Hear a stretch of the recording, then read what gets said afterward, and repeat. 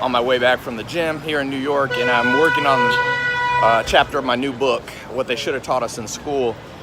And the chapter is how to make money, which is probably the number one question people ask me. And it was interesting. One of my second mentor, Alan Nation, he told me, before you can fix where you are, you have to understand how you got to where you were. So if you're broke, when I was broke, I had to start out, before I asked how I could get unbroke or make money, I had to figure out why I was in that scenario to start with. And I think the most basic reason is that in school they don't teach us even the basic definition of money. Like, I've asked tens of thousands of people when I do public speaking, what is the definition of money? Define money in like 3 words or less.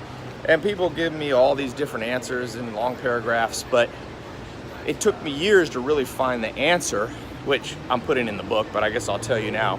It's scarce, in-demand resources. And until you really understand what that means, it's hard to make real money in life. So you ask yourself, why does a school teacher make less money than a pro basketball player? Isn't education or being a teacher more relevant, more helpful to society than being able to throw a ball, in a hoop? But that's not how our system works. If you understand the capitalistic system, it rewards people who have scarce, in-demand resources. So let's think about it. What's more rare? And I'm not saying, by the way, this is right and this is how the world should be. I'm just explaining how it is. If you're 6'6", can throw a ball in a hole or kick a ball like a soccer player, you make $50 million a year. By the way, speaking of that, I got my new kicks. Wearing my New York socks since I'm here in New York. But it's more rare to be able to play pro athletics than it is to be able to teach school or serve coffee at Starbucks. And therefore, less money flows in that direction. Money is like a flow, like a river, and it flows in the directions of scarce.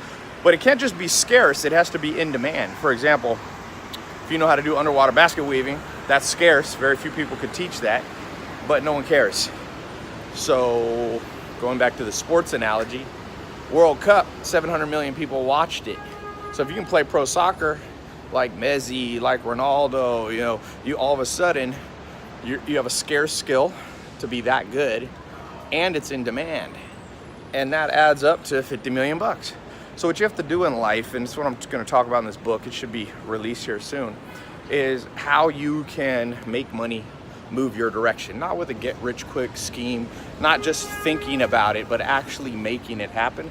And the first place to start is building more scarce, in-demand skills. It's too bad they didn't do that while we were in school, spend 2 or 3 hours every day instead of just memorizing stuff and doing spelling bees and stuff like that, which I guess is somewhat relevant, but not really in the modern world where you have spell check. What's really important is to really have a deep understanding and a deep skill set that's scarce and in demand. And that will make you twice the money, 3 times the money, 100 times the money that you're making now. So hope that helps.